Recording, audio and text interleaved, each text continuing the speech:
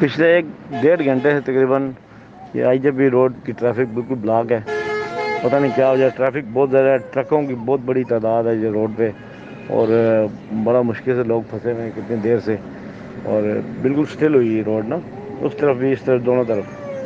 तो हम कहीं जा रहे थे, हम अब रास्ते से मुड़ गए हैं। एम एच हॉस्टल जाना था, लेकिन रास्ते से डॉक्टर सूद के पास यू टर्न ले लिया, यू टर्न लेके दोबारा फिर फंस गए। दूसरी तरफ भी ट्रैफिक जाम है बिल्कुल ना।